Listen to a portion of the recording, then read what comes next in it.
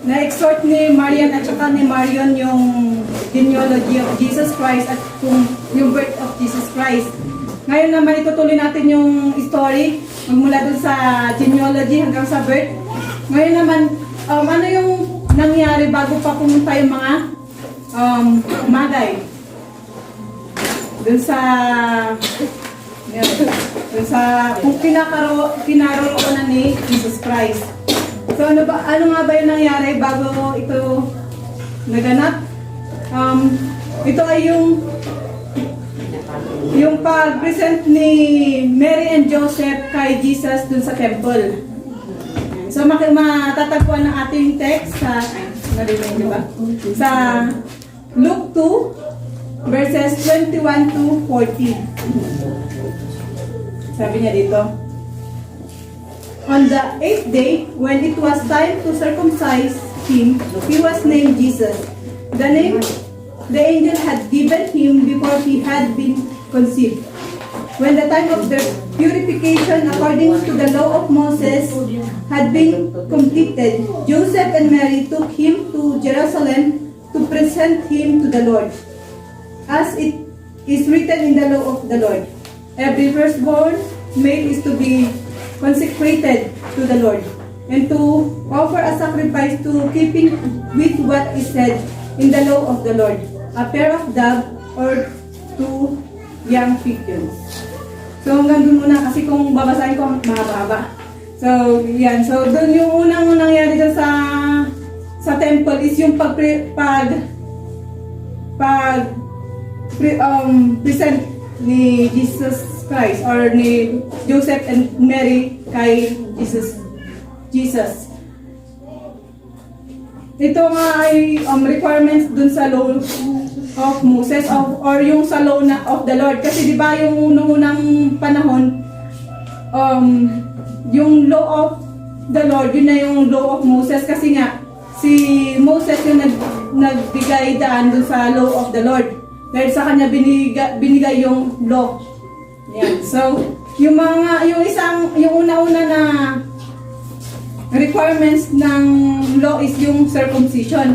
So, bago pa pumunta si Jesus sa Jerusalem, na-circumcise na si Jesus, no 8 years old pa, 8 day old pa lang niya. So, 8 day old pa lang is na-circumcise na si Jesus. So, yun yung unang requirements of the law of Moses or law of the Lord. Yan. So, pagkatapos nila pumunta pagkatapos ng circumcision, pumunta na sila sa temple. Anong ginawa nila dun sa temple? Present ni Joseph at ni Mary si Jesus.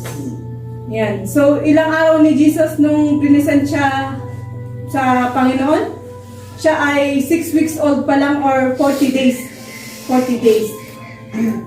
So, yung presentation is, ito yung parang custom ngayon ng unang panahon na lahat ng mga firstborn na lalaki or, ayan, so kailangan i-present siya sa temple. So, parang yun yung sa atin ngayon is yun yung baptism. Di ba nung hindi pa tayo Kristiyano is tayo ay talagang, yung mga baby is talagang binabaptize. Ganon din yung nangyari kay Jesus, pero hindi siya baptism dito kung hindi dedication. Yan. So, sa Catholic is baptism, pero sa atin is dedication. So kagaya din ni Jesus na dinedicate ni Joseph at saka si Mary dun sa temple. So, yan. So, at ang pangalawang ginawa nila sa temple is pagkatapos nila nga i-present si Jesus Christ, is to offer a sacrifice. Bakit sila nag-offer ng sacrifice? Ayan. Wait lang. Meron pa yung, buksan muna natin doon sa present, yung nung present ni Joseph at ni Mary si Jesus Christ, or Jesus. Makikita rin natin ito dito sa Exodus 13 verses 1 to 2. Sabi niya dito, Exodus 13 verses 1 to 2. The Lord said to Moses, consecrate to me every firstborn male, the first offspring of every womb among the Israelites belong to me, whether man or animals. So makikita natin dun sa Exodus na yung dedication is sinabi din ni Jesus, ni God the Father dun sa Exodus through Moses. Ayan. Ayan.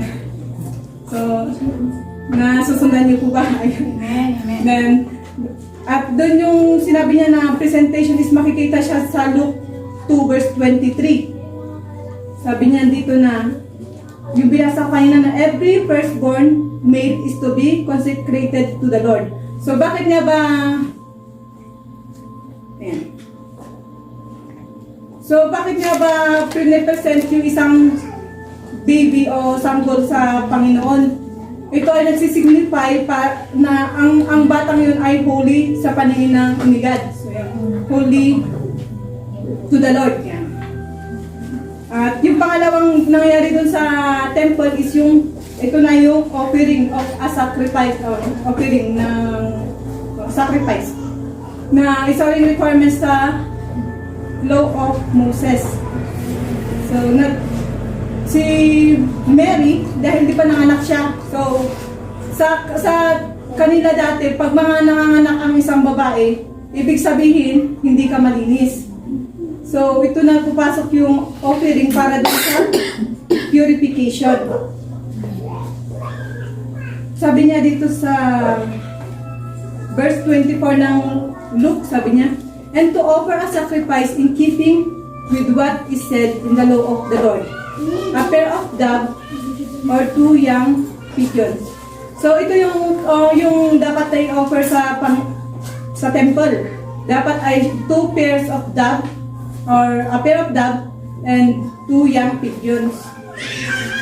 Then makikita rin natin yung offering dito sa Leviticus 12 verses 6 to 8. Leviticus 12 verses 6 to 8. Sabi niya dito, when the days of her purification for a son or a daughter are over, she is to bring to the priest at the entrance to the tent of meeting a year-old lamb for a burnt offering and a young pigeon or a dove for a sin offering.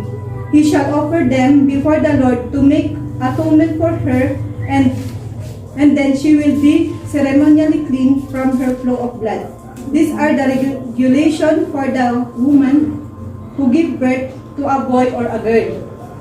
Then, if she cannot afford a lamb, she is to bring 2 doves or 2 young pigeons, one for a burnt offering and the other for a sin offering. In this way, the priest will make atonement for her and she will be clean. Yun yung i-offer mo para maging malinis ka ulit. Kasi di ba sa kanila dati kapag nanganak ka na ang anak mo is lalaki, 40 days na parang hindi ka malinis. Ibig sabihin, 40 days hindi ka pwede pumasok sa temple or humawak na anumang mga bagay na holy. Yan. So kapag naman ang ipinanganak mo nung araw ay babae, 80 days na hindi ka malinis. So 80 days na hindi ka pwedeng pumasok sa temple hanggat hindi ka na-purify. Yun. Yun na siya. So ganun ang ginawa ni Joseph at ni Mary. Pumunta sila sa temple para i-present si Jesus at pumunta sila sa temple para magbigay ng offering para maging sa purification ni Mary. Si Mary lang ang mapipurify doon, hindi kasama si Joseph. Then, dahil sa kahirapan ni Joseph at ni Mary, hindi nila nasunod yung dapat na i-offer nila para doon sa temple. Ang in-offer nila ay yung 2 pigeons. 2 pigeons lang. Di ba dapat pair of doves? A pair of doves na. Pero dahil nga sa kahirapan ni Joseph at ni Mary, yun lang yung may offer nila. So ano yung naging characteristic ni Joseph at ni Mary dito sa first part ng aking sorter ibinabahagi ko ngayon ay yung obedience nila na kahit pa di ba tawag ito Lord na nga si Jesus, di ba? So ibig sabihin dapat hindi na siya dadaan sa mga ganong proseso, pero obedient pa rin si Joseph at si Mary para tuparin niya yung lahat ng law. Ayan, so yung number one na parang mayroon natin sa gabi nito is yung obedience ni Joseph at ni Mary. Then pupunta naman tayo sa iba pang nangyayari sa temple. Mahaba yung nangyayari sa temple. Parang pagka pumunta lang sila doon, gano'n. Pero yung meron pa mga nangyari. Ito na yung si Simeon naman. So si Simeon, nandun na siya wala pa siya sa temple that time. Pero nabalitaan niya, sino nagsabi sa kanya? Yung Holy Spirit. Yung Holy Spirit sabi niya kay Simeon, nandun na si Jesus sa temple. So si Simeon, agad-agad siya pumunta sa temple. Kasi si Simeon ay hinihintay niya si Jesus. Bakit niya hinihintay? Kung babasahin natin dito sa Luke 2:25 to 35. Sabi niya dito, "Now there was a man in Jerusalem called Simeon, who was righteous and devout. He was waiting for the consolation of Israel, and the Holy Spirit was upon him. It had been revealed to him by the Holy Spirit that would not die before he seen the Lord Christ." So si Simeon, in short, hindi siya pwede mamatay. Hindi siya pwede pang mamatay hanggat hindi niya nakikita si Jesus Christ. Jesus. Ayan. Yun yung prophesy sa kanya na hanggat kahit ilang taon ka pa dyan, hanggat hindi pa dumadating ang Messiah, hindi ka pa mamamatay. Yun. So, yun yung pinaka-panisip Simeon. Akalain niyo mo yung paghihintay niya, hindi niya sinabing years. Ang paghihintay niya is years. So, di ba dati ang mga tao is hindi lang 50 years na bubuhay, umabot sila sa 100 years, more than 100 years. At ganun naghintay si Simeon. Naghintay siya ng napakatagal na panahon para lang ma-fulfill niya yung kagustuhan sa kanya ng Panginoon, na makita muna niya yung Panginoon bago siya mamatay. Yan. So, tinupad naman ito ni Jesus. Kaya nga pumunta siya agad dun sa temple para makita niya si Jesus. Then, ayan. So, paano natin masasabi na tinupad ni Jesus yung ni Jesus yung kanyang pangako? Makikita natin dito sa Luke 2:29 to 30. Kasi sabi niya dito na sabi niya dito, "Sovereign Lord, as you have promised, you now dismiss your servant in peace. For my eyes have seen your salvation." So nakita niya na si Jesus Christ. So ibig sabihin, pwede na siyang mamatay. Yun lang yung pinakahihintay niya. So ang tagal-tagal na panahon, So dun sa story naman ni Simeon, ano naman yung napulot natin na parang ano yung karakteristik ni Simeon na makikita natin doon? Patient. Ayun, tama, patience. So patience dahil maghintay siya napakatagal na panahon. Sa atin kaya, di ba nagpo-pray siya kay Lord na sana dumating na yung Messiah. So yun yung karakteristik ni Simeon, yung patience. Dahil di ba sa atin is kung nag-pray tayo, gusto natin is automatic. Ganyan. So, be patient. Kasi, yun nga, meron niyang purpose, diba? So, sa ating mga prayer, kagaya dito kay Simeon, sa ilang taon pa na ilang taon pang nagdaan bago natupad yung pangako ni God sa kanya. Yan. So ngayon naman is yung isa pang part nito is yung pagpunta naman ni Ana. Si Ana naman, punta naman tayo kay Ana. Si Ana ay isang prophetess or isang prophet. Prophet si Ana. So makikita natin yung story niya dito sa Luke 2:36 to 38. Sabi niya dito.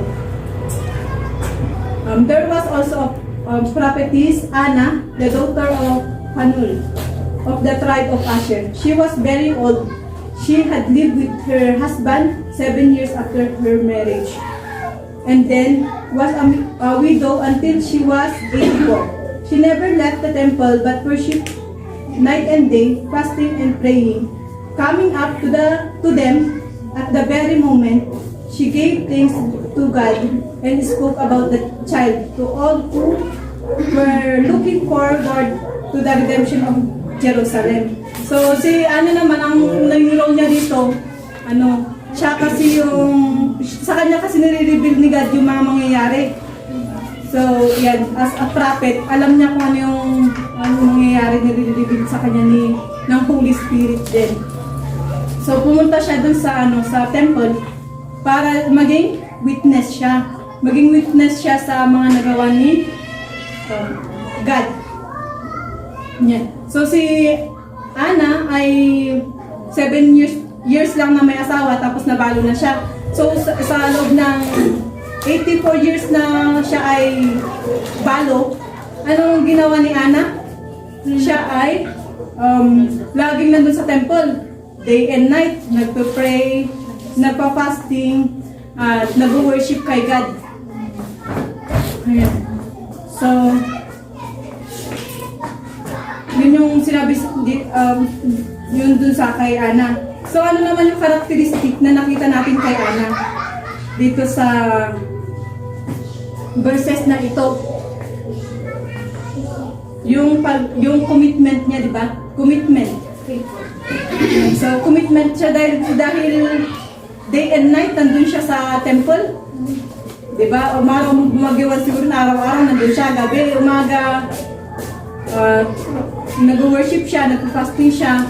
So, dito natin nakita yung commitment ni Ana to serve the Lord. So, yan. So, yun yung tatlo na karakteristik na nakita natin dito sa sa pagpunta ni Jesus sa temple. So, dun sa kay Joseph at kay Mary, yung pagiging obedient nila. At yung kay Simeon, yung patient. At dun naman kay Ana ay dun sa pagiging commitment niya to serve the Lord.